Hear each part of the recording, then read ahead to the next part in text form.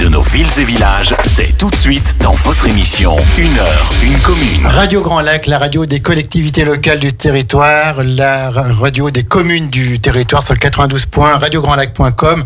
Et donc, c'est 1 heure, 1 commune avec notre partenaire, un des premiers partenaires que Radio Grand Lac a eu, c'est la commune de Grésy-sur-Aix, qui est avec nous pour son rendez-vous annuel. Et Grésy-sur-Aix qui a souhaité prolonger son partenariat. Donc merci beaucoup pour la confiance et le soutien apporté à notre média local de proximité. Aujourd'hui, on va parler du printemps, on va parler de la belle saison à Grésy-sur-Aix, on va parler de l'eau, on va parler des serres, on va parler des espaces verts, on va parler aussi de la fête du printemps, on va parler des jardins partagés. Bref, ça va être une émission un peu bucolique. Donc cet après-midi jusqu'à 18h ensemble. Alors pour parler de tout ça, j'ai Michel Gay, qui est la présidente de l'association le potager de la Fougère. J'ai Lucas. Bonjour Michel. Bonjour à tous. Vous allez bien? Je vais très bien. En forme? Merci Jean-Pierre. Nous avons Lucas Gabrielli, qui est le responsable du pôle espace vert de la commune. Bonjour. Bonjour Lucas, on vous retrouve dans quelques secondes. Nous avons Colette Pigné, la célèbre Colette Pigné, qui est première adjointe au maire. Bonjour Colette. Bonjour. Vous allez bien? Très bien, merci. Et donc en plus, alors Colette, elle a amené avec elle sa petite fille Célia pour qu'elle voie comment ça se passe. Et elle est très intéressée par le monde des médias et de la radio. Peut-être que dans quelques temps, elle sera avec nous sur Radio Grand Lac. Et puis nous avons avec nous, qui chapeaute toute cette belle équipe, Florian Maître, le maire de Grésy-sur-Aix, conseiller départemental et vice-président de Grand Lac. C'est toujours un bonheur de recevoir Florian Maître. Bonjour monsieur le maire, bonjour Florian. Ça va Jean-Pierre? Ça va en forme? Ouais, ça va. Grésy-sur-Aix se porte bien? À merveille. C'est vrai. Ouais. Mais ça n'arrête pas Grésy-sur-Aix. Comme d'habitude. Il y a dynamique, toujours, voilà, c'est Il y a de dynamique. l'actualité. Il y a toujours de l'actualité, il y a toujours des événements, il y a toujours des nouvelles enseignes qui se montent, où on est bien, où on va. En fait, Grésy-sur-Aix, je le dis à chaque fois, mais il y a tout. Et on a un positionnement effectivement stratégique, mais on évite de faire n'importe quoi et on maîtrise tout ça en se donnant un sens. Un sens, voilà, une directive, une ligne de conduite. Tout à fait. Alors, Florian Maître, on va peut-être commencer à parler de Grésy-sur-Aix au printemps. Comment va se passer le printemps à Grésy-sur-Aix? Alors, on pense bien sûr aux problématiques de l'eau et de la sécheresse. On a eu un mois de mars quand même un peu arrosé, mais ça ne sauve pas tout. Où est-ce qu'on en est par rapport au dispositif sécheresse, par rapport aux côtes d'alerte, et comment va se passer le printemps à Grésy-sur-Aix? Alors, on est malheureusement début avril en alerte niveau 1, alerte sécheresse. C'est vrai qu'on a vécu un été quand même assez catastrophique au niveau de la ressource en eau, où on a atteint, on va dire, une alerte sécheresse très forte jusqu'à octobre-novembre, où on avait interdiction d'arroser nos massifs, nos jardins, etc. Et que on a eu une sécheresse encore hivernale très forte, et ça continue d'ailleurs. Et il faut espérer, alors c'est vrai que c'est le début du printemps et que ça gêne tout le monde, mais qu'il pleuve encore, puisque en fait on a des pluies qui s'imprègnent pas dans les sols, donc ça ne permet pas en tout cas de régénérer nos nappes. Et puis il y a tout le temps du vent, donc ça sèche presque automatiquement après la pluie, quoi. Donc voilà, on est en alerte 1, ça veut dire que c'est toute une communication, une sensibilisation qui est mise en route pour alerter déjà, 1, de la situation, et 2, sur les gestes en tout cas à faire pour anticiper cet été. Alors cette alerte 1, ça veut dire quoi? Voilà, il faut faire attention, il faut être sensibilisé. Aujourd'hui, c'est la vigilance. on est sur de la vigilance vis-à-vis du plus grand nombre, donc on relaye de la communication et les bons gestes à adopter effectivement pour préserver la ressource en eau en vue d'un niveau supérieur de vigilance et en vue de... Qu'est-ce qu'on peut dire par rapport aux particuliers qui sont de plus en plus nombreux à avoir des piscines privées? J'ai une piscine, je fais quoi? Eh ben, c'est une bonne question. Non, mais oui, alors aujourd'hui, il y a des communes, voire des agglomérations qui limitent, ou en tout cas, qui restreignent les piscines. Aujourd'hui, on n'a pas ce débat sur le territoire, mais voilà, effectivement, une piscine privées aujourd'hui, ça consomme beaucoup d'eau avec l'évaporation et du coup, effectivement, pour refaire le niveau de la piscine, ça consomme de l'eau. Donc c'est de l'eau potable à chaque fois et c'est pour ça en fait que quand on a un certain niveau d'alerte sécheresse, la mise à niveau de la piscine est interdite. Alors comment se comportent les cours d'eau qui sont actuellement sur Grésy? On pense aux Sierroses, mais il y en a peut-être d'autres. Est-ce que les côtes d'alerte, les côtes sécheresse sont atteintes ou il y a encore quand même un petit peu d'eau qui descend des Bauges ou... Il y a de l'eau. Aujourd'hui, on va dire, on est sur des niveaux corrects, mais il faut rester vigilant, en tout cas, parce que l'été n'est pas encore arrivé et que voilà, la forte période est dans les semaines qui arrivent.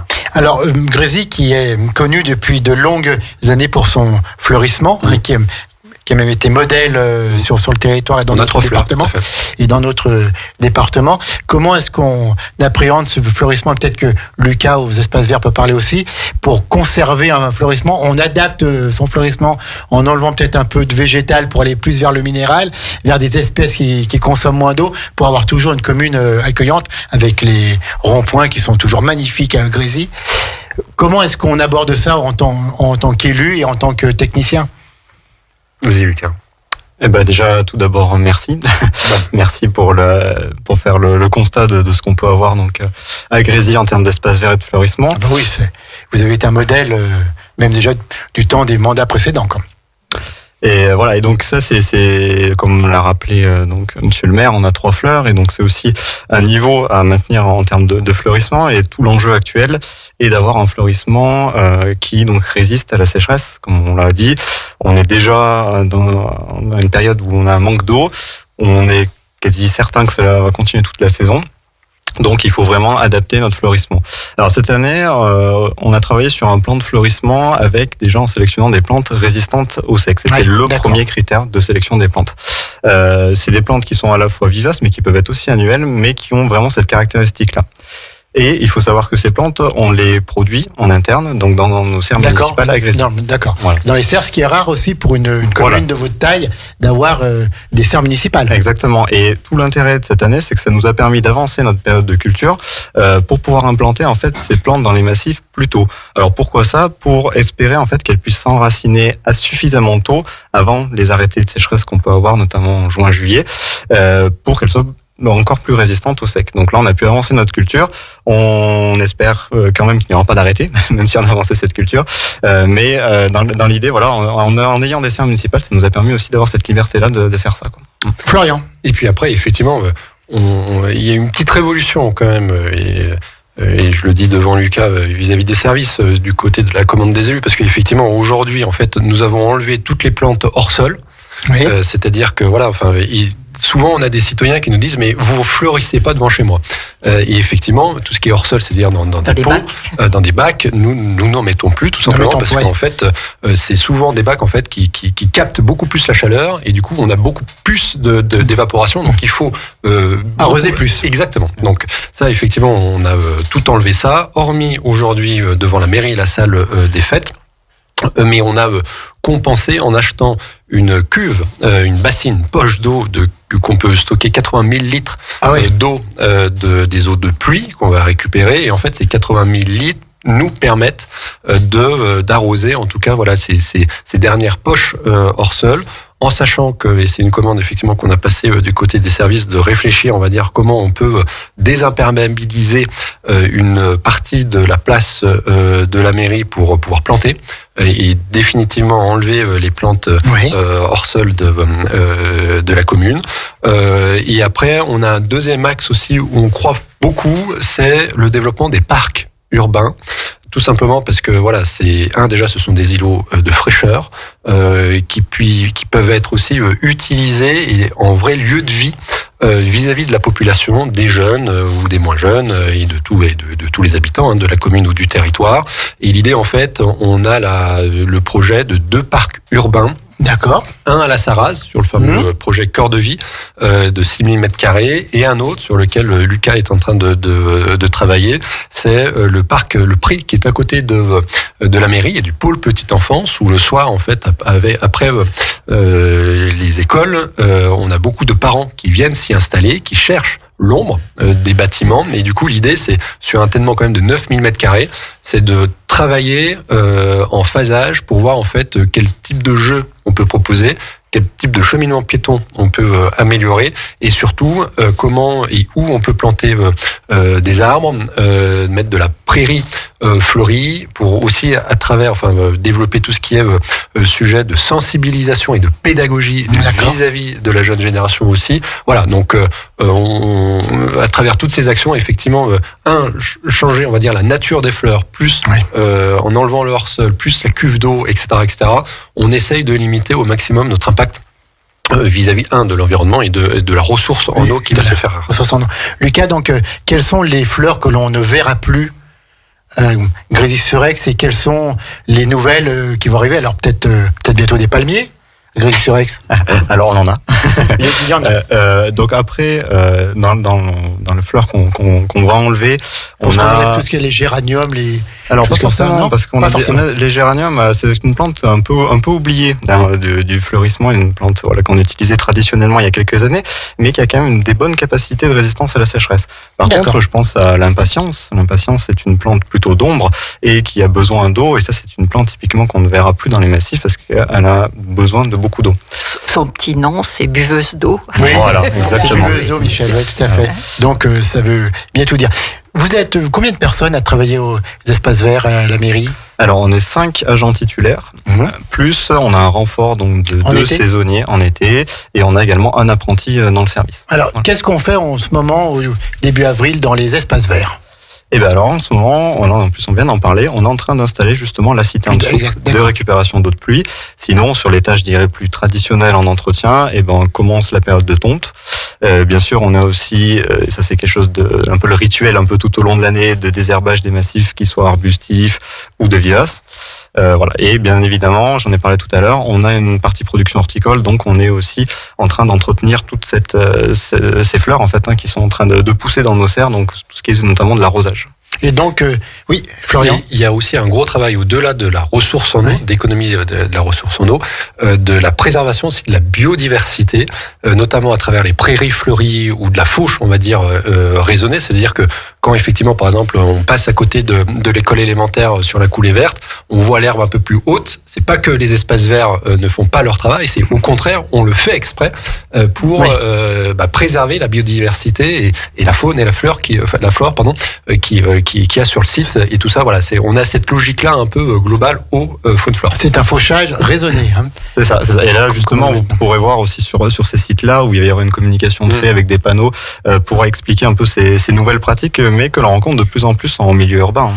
Alors, est-ce qu'on peut dire un petit mot sur les serres? Donc, il y a combien de fleurs qui sont produites?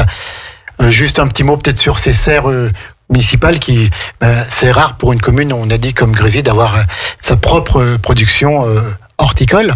Oui, tout à fait. On a la chance de l'avoir. Donc, pour cette année, on a environ 6000 plantes produites pour le fleurissement estival. Il faut savoir qu'on fait aussi un deuxième fleurissement où on va mettre en place les plantes à l'automne. Elles seront donc fleuries sur la partie automnale, un petit peu l'hiver. Et où, maintenant, là, on le voit bien en ce moment, on a tout le fleurissement printanier, en fait, qui est en place. Donc là, c'est à peu près 5000 plantes, plus 2500 bulbes, voilà, qu'on installe. Et Grésy-sur-Aix souhaite conserver sa troisième fleur au niveau régional ou vise même plus haut Alors aujourd'hui, la troisième fleur, en fait, on l'a eu, c'est non pas en ajoutant du fleurissement, c'était plutôt sur tout ce qui était verdisation. Voilà. Alors, c'est le l'adaptation. Voilà, le verdissement de nos pratiques. Par exemple, on a zéro phyto, on désherbe en fait avec la chaleur, avec un brûleur thermique, un brûleur thermique, etc. Donc en fait, c'était toutes ces actions qui préservait et qui préserve toujours l'environnement, des actions comme ça écologiques dans le sens noble du terme. Qu'on a eu la troisième fleur. L'objectif aujourd'hui, nous, c'est de conserver cette troisième fleur en ayant un braquet, et je l'ai dit tout à l'heure, sur les parcs et les jardins, les îlots de fraîcheur, tout simplement parce que c'est un lieu de vie, c'est un lieu de convivialité. En été, ils sont ultra prisés, et que aujourd'hui, sur le développement des îlots de fraîcheur et des espaces verts dans un milieu qui est de plus en plus urbain, comme Grésy, c'est indispensable. Puis alors, il y a un projet, qui n'est plus un projet, mais qui tient à cœur de Colette Pigné. Ce sont les fameux moutons. Ah oui, mais ils reviennent cette année, il n'y a pas de souci, les fameux moutons. Alors, où est-ce qu'ils sont ces moutons ? Ils vont être montés de la Guicharde, mais aussi à d'autres endroits, à Pré-Rouge aussi, et à plusieurs endroits. Plusieurs endroits. En fait, mais essentiellement quand même montés de la Guicharde, où ils ont quand même un espace vert intéressant. Donc, ils broutent et en fait, voilà, ils fauchent en même temps ? Ils broutent, ils fauchent en même temps et ils font la joie des habitants. Oui, tout à fait. Voilà. Donc, tout le monde aime les moutons de Grésy. Tout le monde aime les moutons. Alors, c'est le printemps, donc il y a les fleurs, il y a l'eau, puis il y a les jardins, puisque on va bientôt commencer à aller dans les jardins, à aller jardiner justement. Et donc, il y a des jardins partagés. Et là, donc, j'ai Michèle Guay pour en parler, qui est la présidente de l'association Le Potager de la Fougère. Oui. Alors, c'est quoi cette association ? Dites-nous tout, Michèle. Alors, comme son nom l'indique, c'est une association de jardins potagers en priorité. Les petites fleurs ne sont pas interdites, mais enfin, la majorité de la surface sera occupée par des plantes potagères. C'est un projet qui a été mûri depuis pas mal d'années. Ça, c'est 2021. J'allais dire, monsieur le maire pourrait vous le préciser. Avril 2021. La première adjointe, c'est aussi. Oui. D'accord. C'était un engagement de campagne. Voilà, donc c'était dans les cartons depuis longtemps. Bon, et puis petit à petit, ça a pris forme. Et nous sommes donc maintenant à pied d'œuvre pour commencer la culture. Alors, ce que je peux dire, c'est que, au vu de l'enthousiasme et de l'engouement des Grésiliens pour participer à ces jardins, le projet est vraiment une réussite à 100%. Tous les adhérents aussi ont bien conscience du cadeau là, dont on a bénéficié, parce que c'est vraiment un aménagement très très haut de gamme, je dirais. Et puis en plus, les services des espaces verts vont nous suivre encore, nous aider, nous guider, voilà, donc tip top. Combien de jardins ? Alors, sur ce jardin qui fait 2000 mètres carrés, à peu près, le terrain, globalement, le terrain fait 2000 mètres carrés. Il y a 20 parcelles de 35 mètres carrés. Il y a une parcelle, donc des parcelles individuelles.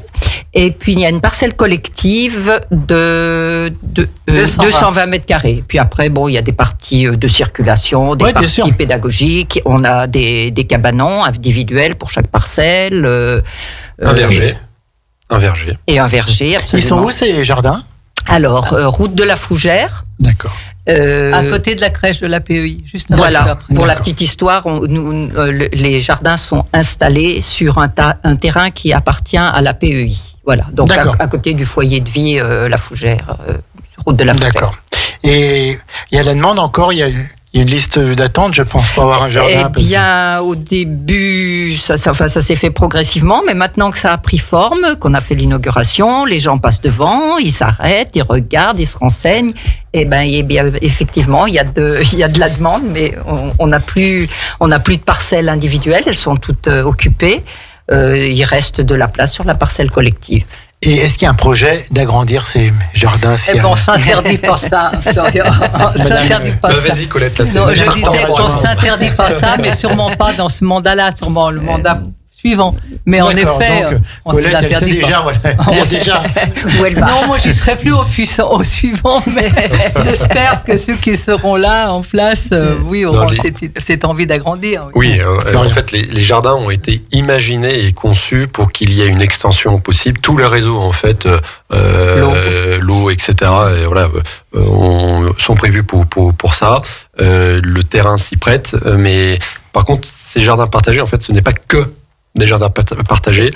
Il y a un vrai projet de lien social, d'interface derrière. C'est ce que j'allais dire, c'est le lien social. Et le lien social est notamment aussi avec l'APEI. L'APEI. Voilà. Oui, c'est ce que je... gracieusement... vas-y, Michel. Vas-y. Oui. Je disais, moi, la première, j'ai été agréablement surprise par justement les adhérents qui, quand même, au départ, venaient pour avoir leur petite parcelle, leur petit potager, ont adhéré sans aucun, avec plaisir, avec enthousiasme, à cette idée que ce jardin est un jardin d'échange avec d'autres populations, donc des résidents de l'APEI, donc des personnes handicapées qui vont participer en fonction de leurs moyens au jardinage. Il y aura aussi des écoles qui viendront pour avoir une première notion de la terre, de l'agriculture. Voilà quoi. Donc c'est vraiment un lieu d'échange, intergénérationnel, interpublic. On partage d'inclusion. Voilà, d'inclusion. Oui. On va faire son petit jardin, on parle avec le voisin, on se rend compte, on s'échange des fois des légumes, il y a ce côté-là entre jardiniers, mais je veux dire aussi avec nos voisins de la PEI, les écoles, tout ça.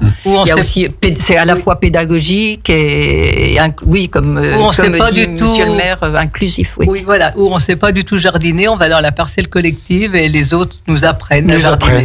Voilà. Et il y a eu un gros travail effectivement de fait par les services techniques qui ont quasiment tout fait en régie, donc pas par eux-mêmes. Et en fait, ces jardins en fait sont admirablement bien intégrés au paysage. On a utilisé des matériaux naturels pour préserver la vue, parce que les X adhérents, je ne sais plus combien il y en a, 25 adhérents vont bêcher avec une vue lac assez exceptionnelle. C'est un cadre montagne, lac, campagne. Les jardiniers les plus heureux du monde. Absolument. Écoutez, c'est super. C'est à Grésy-sur-Aix que ça se passe. On va marquer une pause musicale, puis ensuite on viendra et on va parler de la fête du printemps qui aura lieu le 29 avril. On va présenter, parce qu'il y a un programme exceptionnel avec plein d'ateliers, avec vraiment au service de la nature pour respecter la nature et l'environnement à Grésy-sur-Aix. On revient dans quelques minutes, juste le temps d'une pause musicale. On est toujours avec Grésy-sur-Aix, cette belle commune située juste au nord d'Aix-les-Bains et qui est notre partenaire. On en est vraiment heureux et ravis. 92.radiograndlac.com, à tout de suite. Plongez dans le grand bain de la vie locale avec Radio Grand Lac sur 92.1. La vie de nos villes et villages, c'est tout de suite dans votre émission 1 heure, une commune. Et nous sommes de retour dans 1 heure, une commune avec Grésy-sur-Aix. On parle du printemps, on parle de la nature, on parle des fleurs, on parle de l'eau, de la sécheresse, bref, on parle environnement. Ce soir, avec Grésy-sur-Aix, j'ai pour en parler Lucas Gabrielli, qui est responsable du pôle espace vert de la commune. J'ai la célèbre Michèle Gay, présidente de l'association Le Potager de la Fougère, qui est donc ces potagers qui viennent d'être inaugurés il y a quelques temps. J'ai Colette Pigné, la première adjointe au maire, et j'ai bien sûr Florian Maître, le maire de Grésy-sur-Aix. On voulait parler de la fête du printemps qui va avoir lieu le 29 avril, mais Colette a encore des mots à dire sur les jardins. Voilà. Colette. Bien sûr, ça. Sous l'œil attendri de Célia qui regarde sa mamie et qui est fière. On a le potager de la Fougère, bien entendu, qui est un super projet, mais on a aussi un petit jardin qui va s'agrandir, monter de la Guicharde dans les immeubles à vocation sociale. Et donc, en partenariat, ça c'est sûr, avec l'OPAC, que je tiens à remercier ici à ce micro, parce que franchement, ils répondent toujours. Oui. Favorablement. Oui, toujours favorablement à nos demandes. Donc on avait Luc Berthoud, le maire de la Motte Servolex. Donc on avait il y a 3 ans maintenant essayé un petit jardin sur 3 parcelles. C'était 3-4. Il y a 3 familles qui l'ont cultivé. Et cette année, on a 2 ou 3 parcelles supplémentaires qui vont être créées puisqu'il y a des demandes. Donc ça, c'est important aussi. C'est peut-être un petit jardin, mais ça se rajoute à celui de la Fougère. Et on espère bien pouvoir l'agrandir aussi, en recréer un dans un autre ensemble social. Donc, on est en train d'étudier ça et je pense que ça répond aussi aux demandes et puis aux besoins des habitants. Super, donc voilà. Que de beaux projets qui associent la population. Florian, c'est vraiment une volonté de cette équipe. Dans toutes les émissions où vous êtes venus, où les quotidiens sont venus, ils sont toujours associés aux décisions de la mairie. Aujourd'hui, c'est indispensable. C'est indispensable aujourd'hui, d'avoir cette relation assez directe avec la population. Donc effectivement, on a plusieurs temps de démocratie participative entre guillemets. C'était le mot à l'époque. Donc soit des réunions pied d'immeuble, on fait nos cafés croissants selon des secteurs une fois par an. Et puis, Colette a un certain nombre de permanences. Moi, tous les 15 jours aussi, je reçois sur simple demande, peu importe l'objet. Voilà. Donc, effectivement, on a ce lien direct. Petite question, est-ce que Florian, qui est donc dans la vie publique depuis déjà longtemps, est-ce que la vie d'un maire, elle a changé justement avec cette nécessité d'associer la population, maintenant il faut être un élu de terrain, quoi. Oui. Il faut revenir presque à l'élu de terrain qu'on avait un petit peu oublié. Alors bon, c'est difficile de vous répondre parce que ça fait que 3 ans que je suis à ce mandat-là, mais en tout cas, ça a toujours été l'ADN et la philosophie effectivement de l'équipe qui est ultra motivée du conseil municipal, et on le fait en tout cas spontanément et naturellement. Et on est toujours à l'écoute, voilà. Et effectivement, aujourd'hui, pour une commune de 4700 habitants qui grandit, je pense que si on ne fait pas ce travail de pédagogie, d'explication, de concertation, quand on a des projets, voilà, par exemple, de restructuration du cœur de vie avec la création d'un nouveau quartier, effectivement, les riverains se posent à juste titre des questions, et c'est notre rôle d'y répondre. Et je pense que le mandat de maire est souvent dit c'est le mandat le plus beau qui puisse exister, parce qu'effectivement on a ce lien direct avec la population, donc c'est ce qu'on essaye de faire effectivement à Grésy. Où on en est, juste un petit aparté sur le projet tiers-lieu. Eh ben, il avance. On tient nos délais. Le permis de construire va bientôt être déposé, donc et les premiers coups de pioche fin d'année. Donc début 2025. Donc ça suit son cours. Début 2024. Pardon. On voit déjà en 2025 pour l'ouverture, en fait, c'est pour ça. Ça suit son cours, malgré les difficultés que l'on peut avoir maintenant, les hausses des coûts de production et tout. Mais en fait, on est obligé de faire avec, parce que nous, ce bâtiment, c'est la pierre angulaire d'une stratégie beaucoup plus vaste et complète de stratégie immobilière, voilà, qui nous permet de soit démolir des bâtiments qui sont énergivores, ou soit de libérer des espaces vitaux pour l'école ou la SEJ. Donc voilà, pour nous, c'est indispensable. Aujourd'hui, on fait face parce qu'on est dynamique et parce qu'on gère en fait nos investissements, et du coup, on fait des économies ailleurs sur l'augmentation de la matière première. Et après, on a aussi acté une haute qualité énergétique du bâtiment, puisque on va passer en géothermie et panneaux photovoltaïques. Donc ça, effectivement, ça représente un surcoût, mais qu'on va retrouver assez rapidement en diminution des frais de fonctionnement. Voilà, donc on va faire ça. 29 avril, mesdames, messieurs, c'est la fête à Grésy-sur-Aix. Ce sera Grésy-sur-Aix qui fête le printemps avec, figurez-vous que le café et les viennoiseries seront offerts. Donc il y a un super programme avec plein d'ateliers. On va présenter cette journée verte, cette journée nature à Grésy-sur-Aix le samedi 29 avril, de 9h à midi. Je dis journée, mais en fait là c'est surtout le matin. Qui est-ce qui prend la parole pour nous présenter tout ce qui va se passer ce jour-là? Et Lucas, je me lance. Lucas, le responsable du pôle espace vert. Voilà, donc le samedi 29 avril, donc on vous accueille au Cerf municipal. Donc c'est notre traditionnelle fête du printemps. Donc cette année avec la nouveauté, donc notamment avec un atelier qu'on a baptisé le Plant Quiz. Donc un petit atelier de reconnaissance des végétaux. Alors déjà, où est-ce que ça se passe? Donc c'est au Cerf. C'est au Cerf municipal. Les cerfs, elles sont derrière l'église pour donner un petit repère. Donc l'église, c'est encore facile à trouver. Ouais. Donc on sait que derrière il y a qu'une seule, donc oui. Il y en a qu'une seule. Nous ne sommes pas à Colombais, alors d'accord. Donc alors après, oui, au Cerf. Donc dans ces serres, donc on vous accueille avec les croissants et le café, comme c'est noté. Mais également, donc je l'ai dit, donc une nouveauté en fait, une petite nouveauté, ça s'appelle le Plant Quiz. Donc dans l'idée, vous allez rentrer dans une serre où il y aura une dizaine de plantes devant vous et vous aurez à les reconnaître. Donc des plantes qui sont des aromates, qui sont des plantes du potagère ou des plantes à fleurs. Et donc à la suite de ce petit parcours qui va vous être proposé, les bonnes réponses seront récompensées. Vous pourrez repartir en fait avec des pieds des plantes que vous aurez reconnues. Voilà. Et il faut savoir quand même que c'est une production en interne, donc toutes les plantes ont été produites dans nos serres. D'accord. Et donc ensuite, les plantes, quand on les aura reconnues, on aura donc des cadeaux. Voilà, on aura droit à repartir avec ces petites plantes et donc génial de pouvoir aussi pratiquer à la maison un petit peu de jardinage. Et puis alors il y a la SEJ, la célèbre SEJ qui est associée à cette journée, l'association Enfance Jeunesse, alors de l'ancien canton Aix-Nord, et puis il y a Mouxy aussi, donc les communes de Grésy alentour, puis la commune de Mouxy, donc toute cette belle association. Qu'est-ce qui va se passer avec eux? Donc la SAIG propose 2 jeux, donc un memory des végétaux, où là, l'idée ça sera de retrouver les végétaux qui vont ensemble, et un potager drop, c'est-à-dire de remettre les légumes et les fruits à l'intérieur de leur saison. Voilà, c'est deux ateliers donc menés par la SAIG. Donc c'est plus pour les enfants ou c'est plus à destination des enfants. Ouais. D'accord. Donc la gamme est complétée donc comme d'habitude avec la bibliothèque. Qui tient aussi son stand. Donc là cette année c'est composer un origami en fait pour le mettre en place notamment dans les plantes que vous pourrez rempoter, parce qu'il y aura aussi un atelier de rempotage en fait avec les plantes avec lesquelles vous pourrez repartir.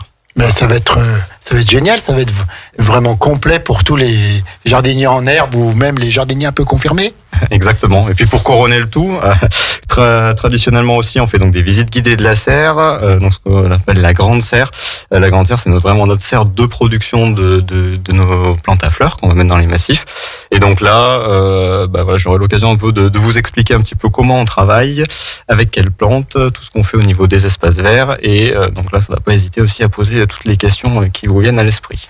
Et puis, on va parler de ce frelon asiatique. Oui, qu'est-ce qu'il peut nous dire le chef des espaces verts sur ce frelon asiatique? Je vais plutôt passer la parole à Colette, qui maîtrise mieux le sujet Colette, que moi. Colette, elle maîtrise les moutons et les frelons. Et les moustiques aussi. Les moucherons. Eh bien, j'allais dire que ce malheureux frelon, il est en forte progression sur notre territoire. Et justement, on va en parler en effet ici. Mais là, déjà, dans un premier temps, on a passé d'ailleurs une annonce en accord avec les apiculteurs, c'est surtout eux qui ont demandé, parce que les apiculteurs de notre commune, qui sont très actifs, auxquels d'ailleurs on avait offert l'année dernière un piège à frelons, mais cette année ils voudraient commencer tout de suite. Enfin, ils ont déjà commencé, et ça avant mi-avril, ça va être bientôt fini. Ils voudraient essayer de capturer donc le fameux frelon. Pour l'instant, il en est au nid primaire. C'est la reine qui fait tout. On peut l'attraper. Si on l'attrape, il n'y aura plus de nid derrière. Si on ne l'attrape pas, il y aura un nid secondaire, les fameux gros nids qu'on peut voir des fois en photo, assez spectaculaires. Et là, c'est des milliers de frelons qu'il faut retrouver, parce que la reine, dans ce cas-là, ne sort plus. C'est que les ouvrières qui sortent.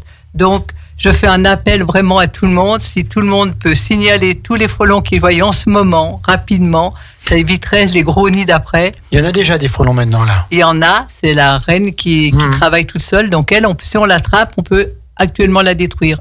Après mi-avril, c'est fini. Elle reste dans son nid, elle ne sort plus. Parce que oui, les frelons asiatiques, ils attaquent. Et tuent les abeilles. Et ils les détruisent, ils en détruisent vraiment beaucoup. C'est impressionnant d'ailleurs, la façon qu'ils ont de s'y prendre à la sortie. Elle est incollable, hein. À la sortie de la ruche, ils sont là, je ne sais pas comment dire, statiques, et ils attrapent, ils les d'épaisse, comment on peut dire, directement. C'est un film d'horreur, vraiment. Et donc, et puis c'est un film d'horreur pour les apiculteurs. Ça fait presque peur, votre truc, la grésie. Donc, il n'y a pas qu'à grésie. Non, mais il n'y a pas qu'à grésie, bien sûr. Si c'était qu'à grésie, ça serait même pas trop grave. Et c'est vraiment le bon moment pour les identifier, parce qu'après, en fait, si on attend trop, c'est exponentiel. Alors, les frelons, est-ce que tous les frelons qu'on a sont des frelons asiatiques Non, on n'a pas que des frelons asiatiques, mais nos apiculteurs à nous, on leur signale qu'on a vu un frelon, on leur signale en passant un mail à abeille grésie tout attaché. Abeille grésie tout attaché 73@gmail.com. Et eux, ils vont voir quelle sorte de frelon. Si c'est un frelon européen, ils vont le laisser bien sûr partir. Et si c'est un frelon asiatique, oui, ils vont le détruire. Après, ça deviendra trop tard. Après, il faudra signaler les nids sur le site www.frelonasiatique.fr. D'accord. Mais voilà. Mais jusque-là, essayons de détruire les nids primaires. Donc, c'est une lutte vraiment acharnée à Grésisorex contre ce frelon asiatique. Et sur le territoire, parce que on est appuyé par l'association GDS, le groupement de défense sanitaire. Et effectivement, l'objectif en fait qu'on a voulu avoir avec cette nouvelle édition du Grési faite le printemps, c'est d'avoir une séquence, on va dire, pédagogique vis-à-vis du grand public sur le frelon asiatique, mais aussi sur les moustiques tigres, parce qu'en fait, on est beaucoup, voilà, on est beaucoup sollicité sur qu'est-ce que fait la mairie, etc. Et en fait, il faut savoir que c'est déjà quasiment essentiellement des bons gestes à adopter personnellement, parce que Colette aussi peut nous parler des c'est la pro. Voilà, mais c'est par nos comportements en fait, et par exemple sur les moustiques, il faut enlever tout ce qui est eau stagnante, etc. Et le moustique tigre est dans un rayon de 150 non. Oui, pas plus. Il est chez nous, chez notre voisin. 150 mètres. Il peut pas aller au-delà. Donc, c'est-à-dire, il peut pas aller au-delà. Donc, il ne va pas au-delà. Voilà, si vous avez un moustique tigre, un individu, quoi. Voilà, il a son lieu d'habitation, si on peut dire. Ouais, c'est 150 mètres. Est à 150 mètres. Donc c'est souvent effectivement soit chez vous, soit le voisin. Donc et par tous des bons gestes à adopter, voilà, enlever l'eau stagnante, mettre par exemple du sable pour absorber l'eau, etc. Nettoyer, notamment en ce moment au printemps, tous les bacs en fait de fleurs, etc. Ça permet de contribuer à limiter le développement des moustiques tigres. Et tout comme les frelons. Et du coup, là, l'objectif, en fait, c'est d'avoir des associations qui puissent en faire la pédagogie à ce moment-là. Alors pour ça, faire attention aussi, c'est au réservoir d'eau. Oui. Le réservoir, c'est formidable. D'ailleurs, je précise qu'on en aura au jardin. Oui, il y a 2 réservoirs d'eau, mais qui sont bien hermétiques, parce que souvent les gens ne le savent pas. Ils pensent que, ils ont un réservoir d'eau, c'est formidable. Et là, c'est un super réservoir intéressant pour les moustiques tigres. Et l'idée, en fait, pour vraiment se protéger du moustique tigre sur les récupérateurs d'eau, c'est d'installer un filet en fait anti-moustique sur la partie haute qui, au moins, permet à ce que le moustique n'aille pas pondre en fait dans le réservoir d'eau. Parce qu'en fait, l'eau stagnante, elle attire le moustique tigre. En fait, c'est son lieu de ponte. C'est-à-dire qu'il va pondre sur les parois du réservoir, sur les parois verticales. Et donc, du coup, si vous leur laissez l'accès, là, il va pouvoir proliférer, en fait. Et si on bloque l'accès, il peut plus. Pourquoi il n'y avait pas tous ces moustiques tigres avant et que maintenant ils sont là?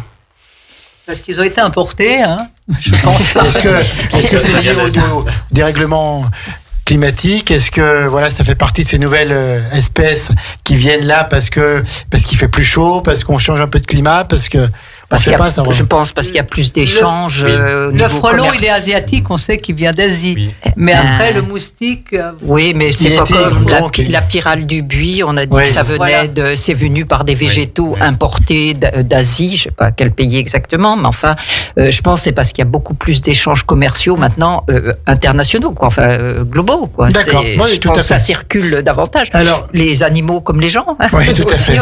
Donc, lors de cette matinée, le 29 avril, il y aura donc l'exposition Moustique.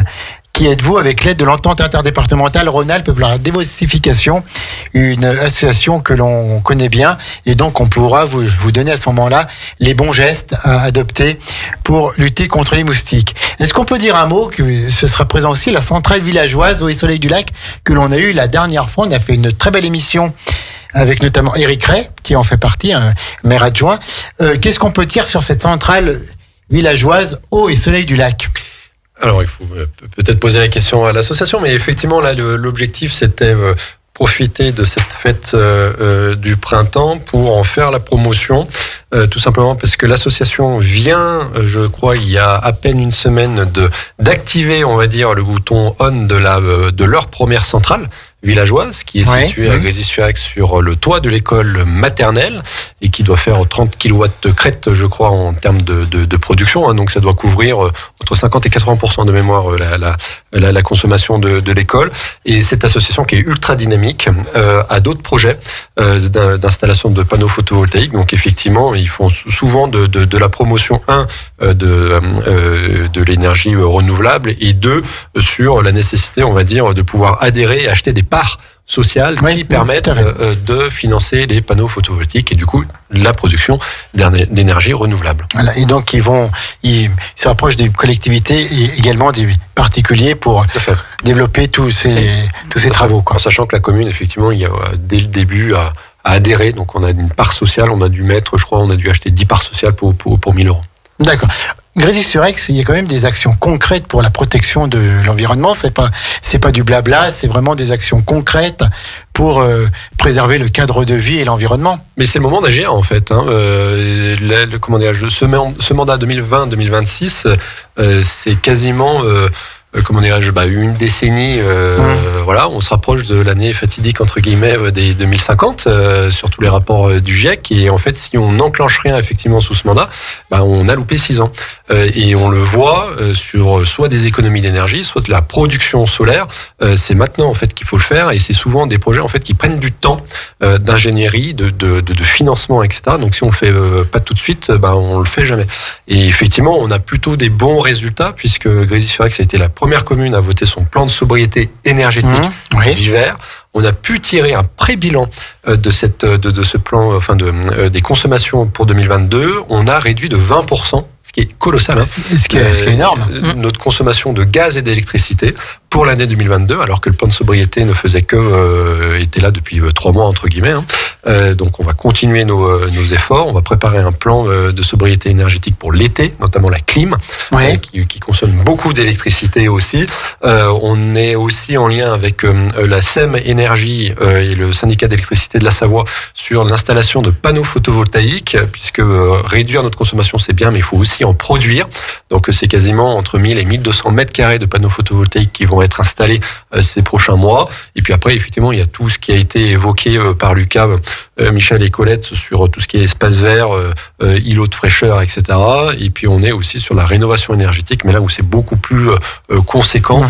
Et puis sans oublier aussi tout un volet de pédagogie. Et l'exemple le plus frappant, c'est l'événement qu'on organise le 29 avril. Donc de 9h à midi, c'est en accès libre, c'est gratuit, bien sûr. Et puis alors, il y aura donc la présence aussi le 29 avril des jardins partagés. Oui, tout à fait. On aura un mini-stand, on va dire. Ça sera plutôt une opération présentation de... Pour que les Grésiliens connaissent ces jardins. Voilà. Bon, il y a déjà eu pas mal d'articles parus dans la presse et dans le bulletin municipal, mais bon, là, on pourra parler de façon un peu plus concrète. Eh bien, très bien. C'est donc le 29 avril de 9h à midi. On va marquer une dernière pause musicale et puis on revient après. On ouvrira peut-être un petit peu le débat avec Florian Maître sur la gestion de Grésy-sur-Aix. Et on reviendra bien sûr, on redira un mot sur cette fête le 29 avril, 9h à midi. Grésy-sur-Aix fête le printemps. À tout de suite, 92.1 radiograndlac.com. La vie de nos villes et villages, c'est tout de suite dans votre émission 1 heure, une commune. Retour pour la dernière partie de nos villes d'une heure, une commune. Et bien sûr, j'avais perdu le nom. Juste dans une demi-heure, nous aurons le retour de Jérôme avec l'émission de divertissement. On va tout y faire péter avec le parrainage, bien sûr, de Jean-Michel Mattei. Donc, c'est à 18h15. Ne manquez pas une émission. On va rire un peu et on en a tellement besoin. En tout cas, donc là, on est toujours dans 1 heure, une commune. Et on salue Madame le maire de Labiole, Julie Novelli, qui nous écoute et qui doit être en train de prendre des notes, puisque la semaine prochaine, on a le très très grand plaisir de voir cette commune dynamique de Labiole rejoindre l'équipe de 1 heure, une commune.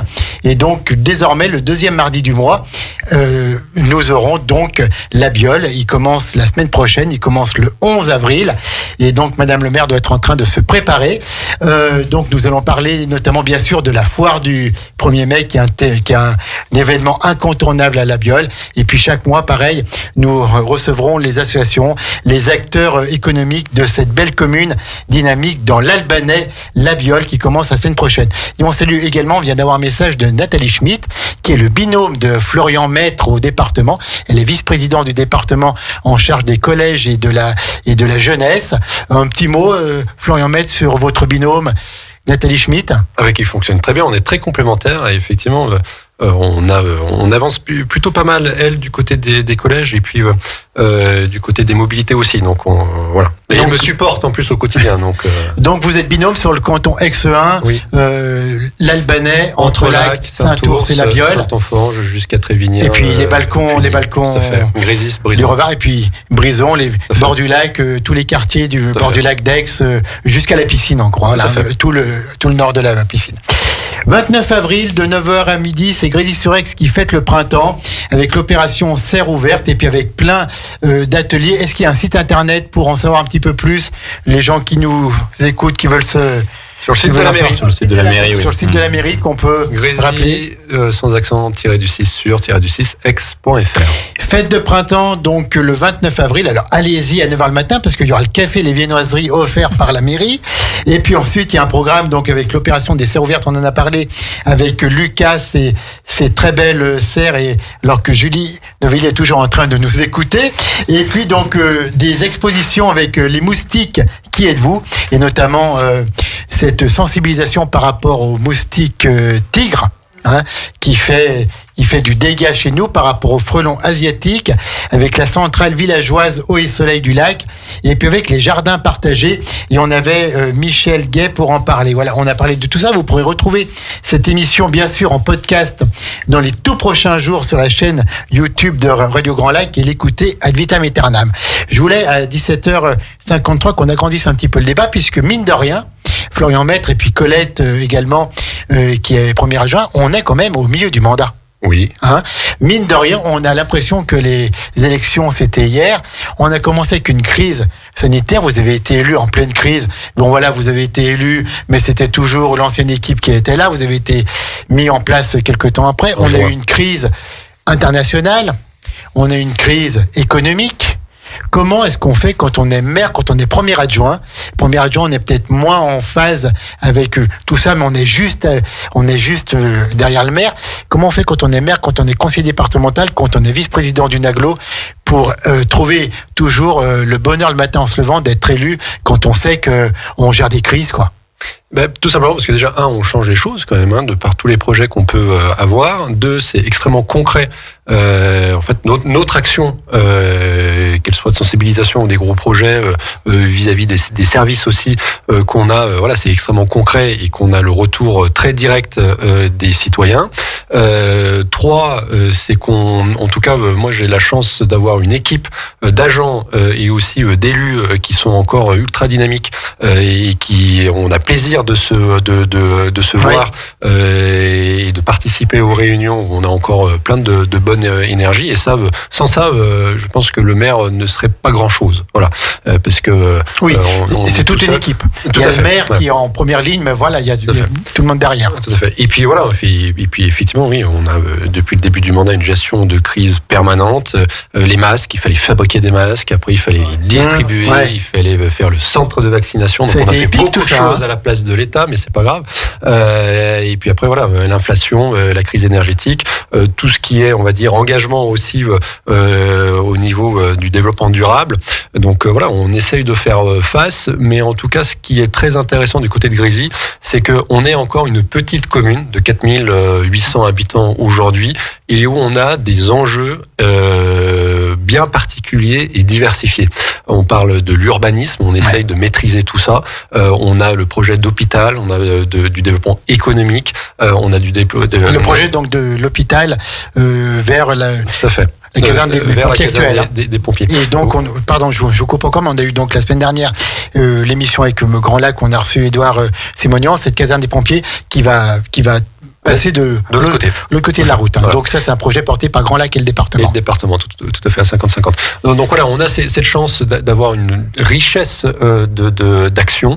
Et puis en fait, après, il faut aussi se donner un cadre. Et je pense que c'est ce qu'on a fait du côté de Grésy-sur-Aix, en lien avec les services, les habitants et les élus. C'est-à-dire que on a pris le temps, pendant une année et demie, de se dire quel développement économique on veut, quel développement démographique on veut, quelle stratégie on veut pour optimiser nos bâtiments, en matière de développement durable, etc. Et aujourd'hui, en fait, on a cette cohérence et on déploie, en fait, tous ces plans d'action. Donc voilà, mais effectivement, il faut gérer au jour le jour. On a beaucoup de décisions qui nous sont imposées, mais ça fait partie aussi des règles du jeu. Des règles du jeu. Voilà. Il faut de la vie publique. Surtout être agile. Il faut s'adapter constamment parce qu'on ne sait pas quelle nouvelle crise va nous. Il faut être agile. Voilà. Et il faut quand même avoir des projets. On peut pas dire oh là là, je ne fais rien parce que voilà, on va se prendre une crise. Il faut absolument effectivement avoir cette vision, on va dire, de développement moyen terme, court terme du territoire, parce qu'en fait, voilà, si on ne fait rien, effectivement, c'est un territoire qui se meurt, et c'est une commune en fait qui se meurt et qui ne vit pas avec son époque. Voilà, et je pense que ce qu'on essaye de faire, en tout cas au quotidien du côté de Grésy-sur-Aix, c'est de vivre avec son époque. Tout à fait bien. Merci, ça pourrait être le mot de la fin. À Grésy-sur-Aix, on vit avec son époque. En tout cas, son époque pour le moment, c'est le printemps. Donc, allez voir les jardins partagés, même si vous n'avez pas de parcelle, allez faire un saut. Vous tout le monde est bienvenu. Des jardiniers, puis vous pouvez parler. Échanger. Et ça, c'est primordial, je pense, dans le monde, dans la marche du monde actuel, où on se replie un peu sur soi-même, où on est égoïste. Allez faire une petite balade, allez parler avec les jardiniers, allez voir comment ils font, allez voir les serres municipales qui seront ouvertes le 29 avril. Parlez avec les techniciens des espaces verts. Il faut vraiment créer de l'échange. Parlez avec vos élus. Et en tout cas, le 29 avril, de 9h à midi, rendez-vous derrière l'église de Grésy-sur-Aix et allez passer une bonne matinée au service de l'environnement, au service de la nature, au service en fait de votre qualité de vie sur Grésy-sur-Aix. C'est bien ça. C'est parfaitement résumé. C'est bien ça. Vous avez vu un petit peu. C'est de l'impro, mais enfin, on débrouille pas mal. J'avais aujourd'hui Colette Pigné, la première adjointe au maire. J'avais Florian Maître, le maire, conseiller départemental et vice-président de Grand Lac. J'avais Lucas Gabrielli, responsable du pôle espace vert de la commune. Puis j'ai gardé la meilleure, Michel Guel, présidente de l'association Le Potager de la Fougère. Pour la fin. Merci. La semaine prochaine, c'est toujours la Biole qui est là. Julie, on se prépare. Aucune pression. Puis ensuite, on partira avec la mode Cervolex. Bien sûr, avec toutes ces communes qui nous font l'honneur et le plaisir de nous accompagner. Et vraiment, c'est un grand bonheur pour nous d'être de cette façon, de construire avec vous et chaque jour pour vous le grand bain de la vie locale. 18h15, on va tout y faire péter avec l'ami Jérôme, avec ses invités. Ça va encore être sans doute très très drôle. On va passer un bon moment, 18h15, 19h15. Et puis on vous souhaite une bonne soirée à l'écoute de 92 points et sur radiograndlac.com et allez à Grésy-sur-Aix parce que vous y trouverez tout. Merci Grésy.